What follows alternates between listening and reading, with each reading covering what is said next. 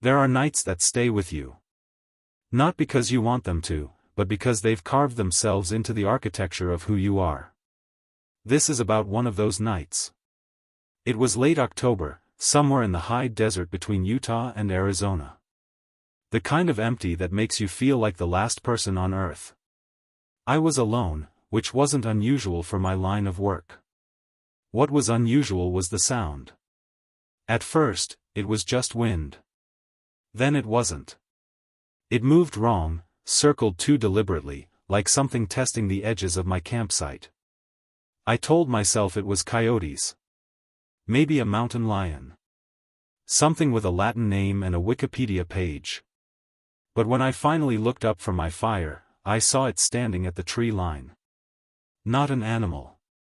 Not quite. Just a shape that didn't belong, watching me with a patience that felt almost clinical. I didn't sleep that night. I didn't move much either. And when the sun came up, it was gone. No tracks. No evidence. Just the memory of being studied like a specimen under glass. For years, I thought that thing was hunting me. That I'd gotten lucky. That I'd escaped something I wasn't supposed to escape. Today, I think it was trying to save my life. I know how that sounds. Believe me, it's not the kind of sentence you write in a journal unless you're actively trying to convince someone you haven't lost your mind. But the more I've learned, the more I've talked to people who've had similar experiences, the more I'm convinced that everything we think we know about skinwalkers is wrong. Not slightly wrong. Fundamentally wrong. So if you're expecting a monster story, you'll get one. But not the one you're thinking of. Because the real horror isn't what was watching me that night. It's what I was walking toward without knowing it. To understand that, we need to go back to the beginning. To the place where the desert holds its breath and the stories are older than the roads. The Four Corners region is one of those places that looks empty until you realize how much is actually there. It's high desert, mostly. Scrubland dotted with juniper and sage, broken by red rock formations that look like they were abandoned mid-construction by some ancient civilization. The sky is huge. The silence is bigger. I was there for work. Nothing glamorous. I'm a hydrologist, which means I spend a lot of time in places nobody wants to be, measuring water tables and soil composition for environmental impact studies. It's the kind of job where you camp alone for weeks at a time, where your only company is a satellite phone and a paperback you've read 3 times already. This particular site was near the Arizona-Utah border, not far from the Navajo Nation. Remote, even by my standards. The client was a mining company doing preliminary surveys, and my job was to make sure they weren't about to poison an aquifer. Glamorous, right? The first 3 days were normal. I set up base camp, ran my equipment, took samples. The nights were cold and clear, the kind where you can see the Milky Way like a scar across the sky. I liked it. The solitude was the point. On the 4th night, things started feeling off. It began with the animals. I'd been hearing coyotes every night since I'd arrived, their yips and howls echoing across the flats. But that night, they stopped. Not gradually. All at once. Like someone had hit a mute button on the entire desert. Then came the feeling. You know the one. That primitive, hindbrain sensation that you're being watched. I tried to ignore it.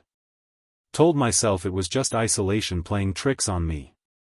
Your mind does weird things when you're alone for too long. But the feeling didn't go away. It got worse. I started noticing things. Small things. My equipment moved slightly between morning and evening, even though I'd left it secured. Footprints near my camp that I couldn't account for, too large and oddly spaced to be mine. A smell I couldn't place, like wet dog mixed with something metallic. I'm not a superstitious person. I grew up reading Carl Sagan and Richard Dawkins. I believe in evidence, in rational explanations. So I came up with them. The equipment probably shifted from temperature changes. The footprints were probably from a deer or elk. The smell was probably just desert vegetation decomposing in an unfamiliar way. Looking back, the mental gymnastics I performed to avoid the obvious conclusion are almost impressive. I was being observed. Deliberately. By something that didn't want to be seen. But I wasn't ready to accept that yet. Because accepting that meant accepting that all my comfortable assumptions about the world were wrong. And I wasn't there yet. Not quite. Before we go further, we need to talk about what a skinwalker is. Or rather, what we think it is. Because the gap between those two things is where this story lives. In Navajo tradition, a skinwalker, or ye naldlushii, translates roughly to, with it, he goes on all fours. It's a type of witch, a corrupted medicine person who has turned to dark magic. According to the stories, these witches gain the ability to transform into animals, to wear their skins and take their shapes. Coyotes, wolves, crows, owls. Always predators or scavengers. Never prey animals. The stories say they do this for power. To harm their enemies, to steal, to kill.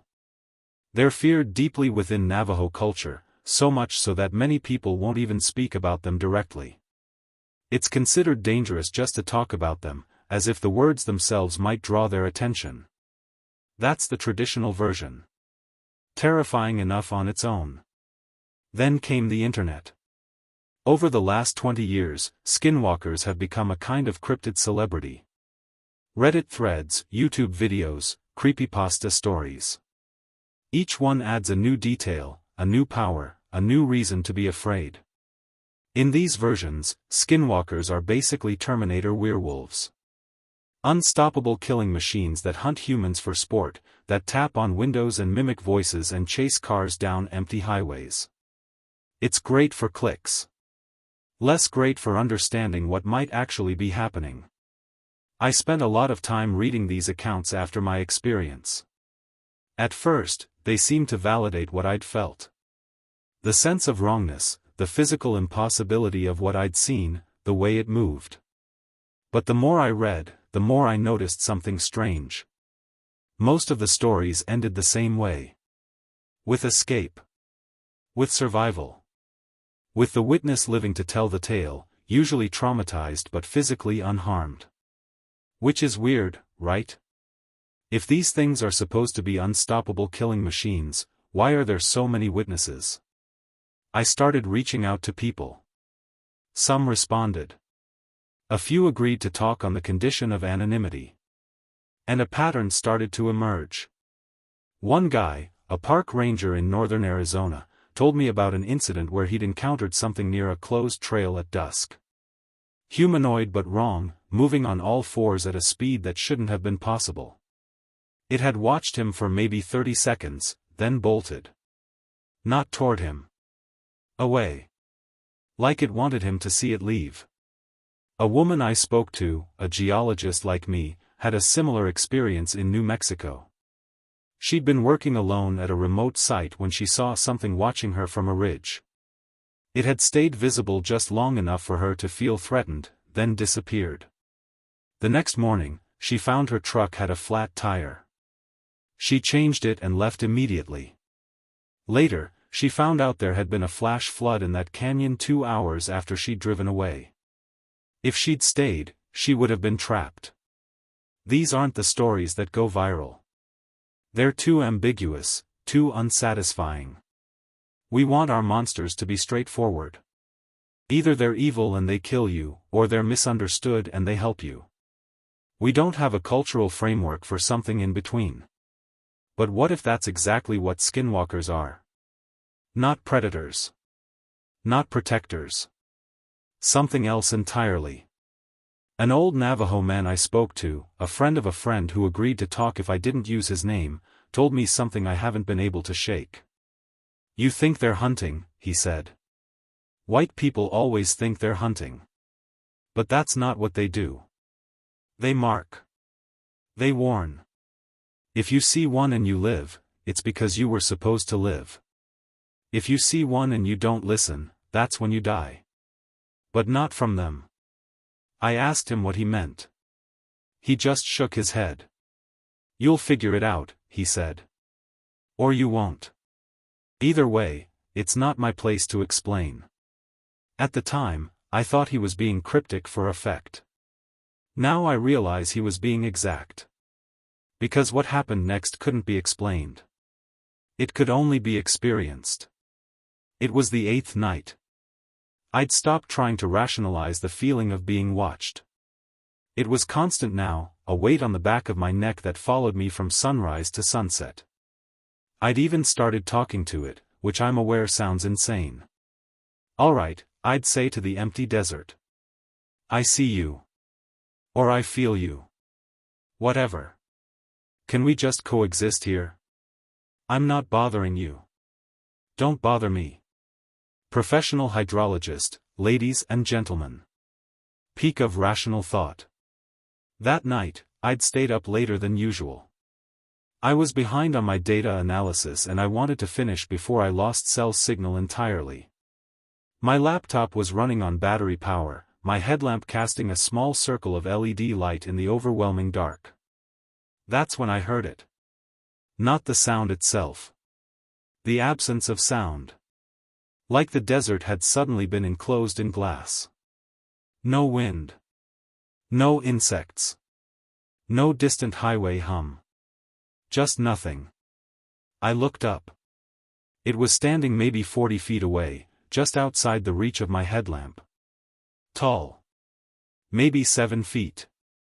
Hunched forward in a way that suggested it could drop to all fours at any moment. The light from my laptop reflected in its eyes, 2 points of greenish shine that didn't blink. Every animal instinct I didn't know I had started screaming. I should tell you what it looked like, but I can't. Not clearly. My brain couldn't process it. It was like looking at one of those optical illusions where your eyes slide off the edges. Sometimes it looked like a person. Sometimes like a wolf. Sometimes like something that had never been either but was pretending to be both. It didn't move. Neither did I. We stayed like that for what felt like an hour but was probably closer to 2 minutes. Then it did something I didn't expect. It turned its head. Not toward me. Away. Toward the north, toward a section of terrain I hadn't explored yet. It looked back at me. Back to the north. Back to me. And then it started walking. Not toward me. Parallel to my camp, moving north. Slowly. Deliberately. Like it wanted me to see where it was going. Every rational part of my brain said, stay in camp. Do not follow the terrifying cryptid into the desert at night. This is literally how people die in movies. But I followed it. I don't know why. Curiosity, maybe. Or some deeper instinct that recognized I was being shown something, not lured. I grabbed my flashlight and started walking, keeping about 30 feet between us. It never looked back. Just kept walking, steady and purposeful, its gait wrong in a way I couldn't articulate. We walked for maybe 20 minutes, moving through scrubland and over rocky terrain that I definitely shouldn't have been attempting in the dark. Then it stopped. We were at the edge of a wash, a dry creek bed that cut through the landscape like a scar. The thing stood at the edge, looking down into it. Then it looked at me. Then back at the wash. And then it was gone. Not slowly. Not gradually. One moment it was there, the next it wasn't. Like a light switching off. I stood there alone in the dark, my heart trying to escape my chest. The desert sound came back all at once. Wind. Insects. The distant yip of a coyote. I walked to the edge of the wash and pointed my flashlight down. At first, I didn't see anything unusual. Just rocks and dead vegetation and the normal debris you'd expect. But then I noticed something. Bones. A lot of bones. I'm not an expert, but I've found enough dead animals in the field to recognize when something isn't natural. This was a collection. Deliberate. Organized. Skulls arranged in a rough circle. Rib cages stacked like firewood. And in the center, something that looked like it might have been human once. I didn't go down into the wash. I didn't take pictures. I backed away slowly, never turning around, until I was back at my camp. I packed up that night. Left everything but my essentials. Drove back to the nearest town on roads I barely remember taking, my hands shaking so badly I could hardly hold the steering wheel. The thing is, I had a dozen chances to die that night. Following it, I could have stepped on a snake, fallen into a hole, twisted an ankle and been stranded. It could have attacked me at any point. I was completely vulnerable, completely at its mercy. But it didn't attack me. It showed me something. Something it wanted me to see, and more importantly, something it wanted me to avoid. If that thing wanted to kill me, I'd be dead. Which meant it wanted something else. It wanted me to leave. I spent the next 3 months trying to forget about it. I filed my report with the mining company, mentioned nothing about what I'd seen, and took a job in Colorado where the scariest thing I'd encounter was a territorial elk. But I couldn't stop thinking about it. The way it had moved. The way it had looked at me. The way it had led me directly to something that screamed danger in a frequency my conscious mind couldn't quite hear. So I started researching. Not casually. Obsessively. I read everything I could find about Skinwalker encounters. Academic papers on Navajo folklore. Cryptozoology forums. Police reports from reservations. Missing persons cases from the Four Corners region. I cross-referenced dates and locations, built spreadsheets, created maps. And I found something. A pattern. Almost every credible Skinwalker sighting I could verify had something in common. The witness survived, left the area, and later discovered they'd narrowly avoided something worse. A hiker in 2015 reported seeing a Skinwalker on a trail in northern Arizona. He ran back to his car and drove away. 3 hours later, a wildfire swept through that exact trail, moving so fast it would have been impossible to outrun. A couple camping near Bluff, Utah in 2018 woke up to something circling their tent, making sounds that didn't match any known animal. They packed up and left in the middle of the night. The next morning, search and rescue found 3 hikers dead from exposure in that same area. They'd gotten lost in an unseasonable cold snap that the Weather Service hadn't predicted. A construction worker in 2019 saw something watching him from the roof of an abandoned building on the edge of Navajo land. He left immediately, feeling inexplicably terrified. The building collapsed 2 days later from structural failure no one had detected. One after another, the stories followed the same template. Encounter. Terror. Escape. Then later, the realization that they'd left just before something catastrophic. It wasn't hunting. It was herding. I found Dr. Sarah Whitehorse, an anthropologist who specializes in Navajo culture and folklore. She's half Navajo herself and grew up hearing these stories from her grandmother. When I contacted her with my theory, she agreed to meet for coffee. "You're not the first person to notice this," she told me. "But you might be one of the first white people to take it seriously instead of just making it into a creepypasta." She explained that in traditional stories, skinwalkers aren't random. They don't just appear for no reason. They're a response to an imbalance, a corruption that needs to be addressed. Sometimes they're the imbalance itself. But sometimes, they're a symptom of something larger. Think of them like. She paused, searching for the right metaphor. Like a warning light on a dashboard. The light isn't the problem.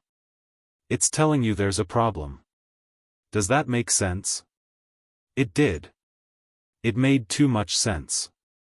So what you're saying is, skinwalkers appear when something bad is about to happen? I'm saying they appear when something bad is already happening. Whether you're causing it, walking into it, or just in the wrong place at the wrong time. They're not there to hurt you. They're there to mark the boundary. To say, this far and no further. But people are terrified of them. Good, she said. They should be. Fear is what makes you leave. And leaving is what saves you. I thought about that night in the desert. The way it had watched me. The way it had made sure I saw where it was going. The wash full of bones that I now understood was probably a dumping ground for something much worse than a skinwalker.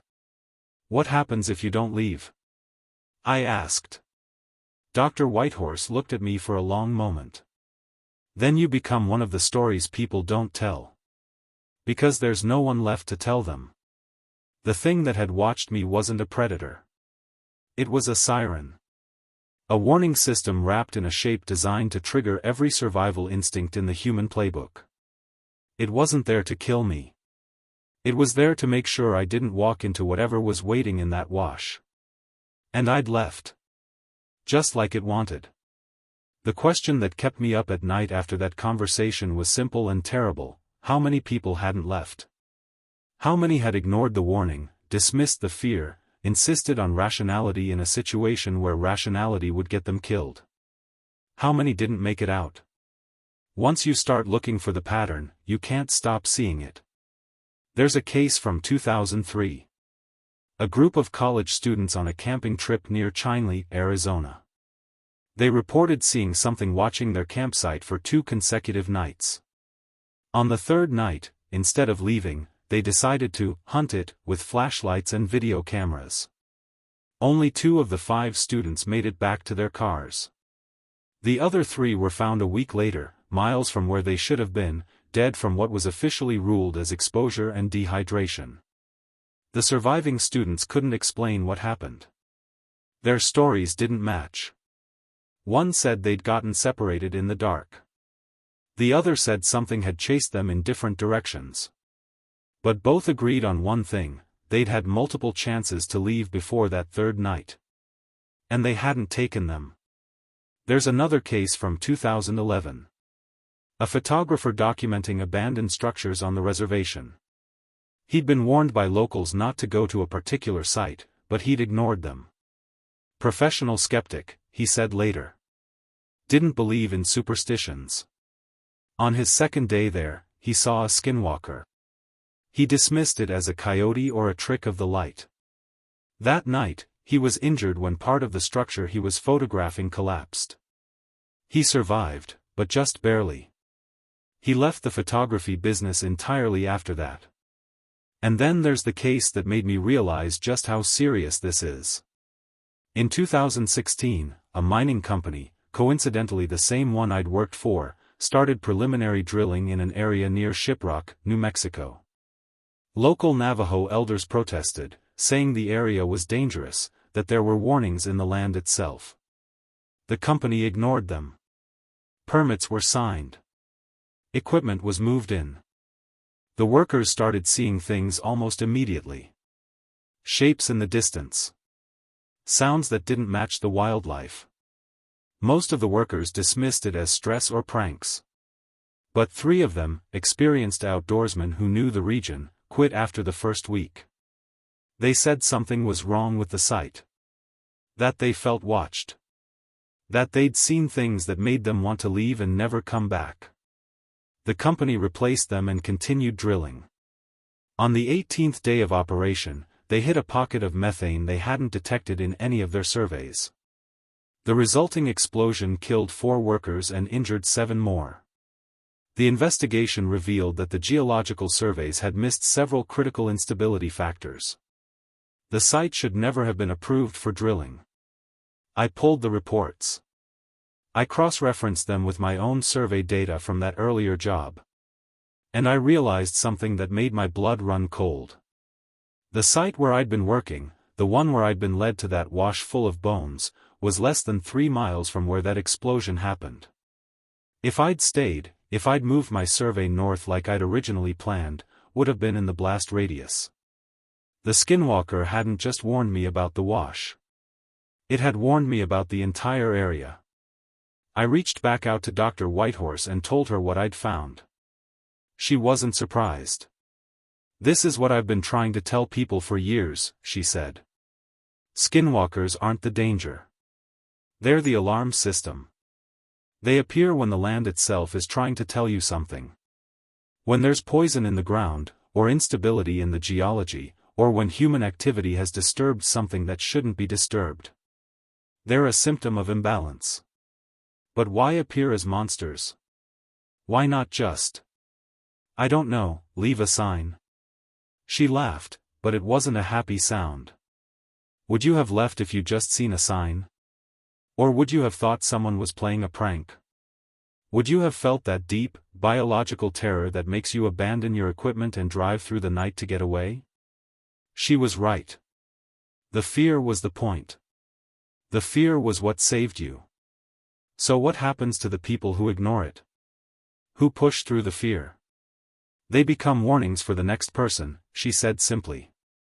I thought about those college students. That photographer. Those miners. All of them had been warned. All of them had felt that primal fear telling them to leave. And all of them had decided that rationality, or pride, or simple stubbornness was more important than that fear. Being saved by something that everyone calls a monster is humiliating in a way that's hard to describe. Your entire worldview has to shift. You have to accept that there are things in the world that don't fit into neat categories.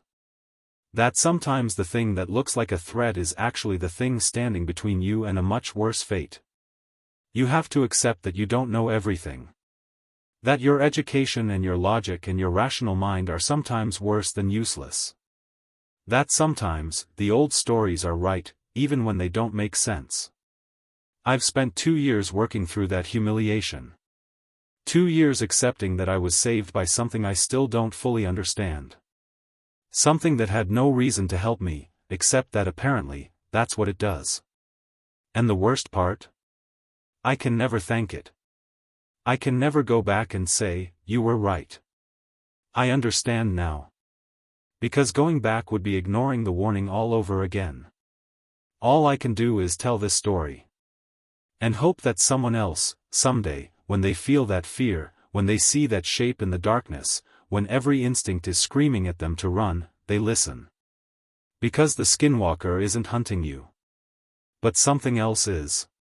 And it doesn't give warnings. I haven't been back to the Four Corners region since that night. I've turned down jobs there, made excuses, rerouted travel plans to avoid it entirely. People probably think I'm crazy. Maybe I am. But here's the thing. I still feel it sometimes. That weight on the back of my neck. That sense of being observed. Not constantly. But in specific moments. When I'm about to make a decision I haven't fully thought through. When I'm somewhere I probably shouldn't be. When I'm ignoring an instinct I should be listening to. Is it the same Skinwalker? Is it something else? Or is it just my own subconscious, now permanently rewired to pay attention to warnings I used to dismiss? I don't know. And I'm not sure it matters. Last month, I was working on a site in Nevada. Different terrain, different job, different circumstances. But on the third night, I felt it. That silence. That weight. I didn't see anything. Didn't hear anything. Just felt it. I packed up and left the next morning. 2 days later, there was an earthquake in that area. Minor, officially. But the specific ridge I'd been camping near had a landslide that would have buried my camp entirely. Coincidence? Maybe. Probably. That's what I tell myself in the daylight hours when rationality feels safe again. But at night, when the world is dark and quiet, I think about something Dr. Whitehorse said to me in our last conversation. The Skinwalkers are still out there, she said. Still doing what they've always done. Still marking the boundaries between the safe world and the places humans shouldn't go. They'll keep doing it whether we believe in them or not. Whether we thank them or fear them or call them monsters. Because that's what they are. That's what they've always been. What are they? I asked. Guardians, she said. Terrible ones. But guardians nonetheless. I think about that a lot. About the idea that the world might be full of things we've misunderstood. Things we've labeled as evil or dangerous simply because they frightened us. Things that were never trying to hurt us at all. Some creatures don't exist to hunt humans. They exist to remind us that there are things worse than them. Things without names. Things that don't give warnings. The Skinwalker I saw that night could have killed me a dozen different ways. Instead, it led me away from danger I didn't know existed. It saved my life while simultaneously terrifying me more than I'd ever been terrified before. I don't expect you to believe this story. I barely believe it myself most days.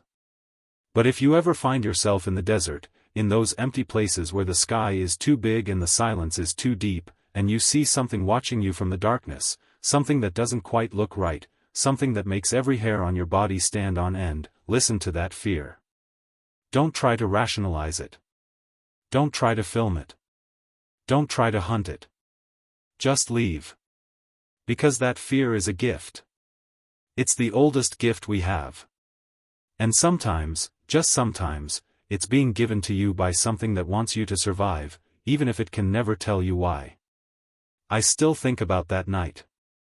About the way it looked at me. About the bones in the wash.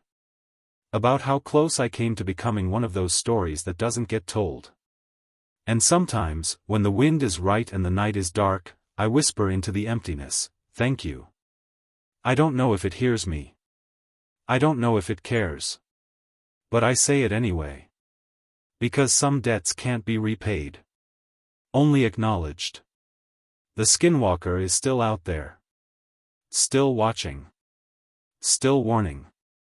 Still saving people who will never know they needed saving. And maybe that's enough. Maybe that's all it ever wanted. END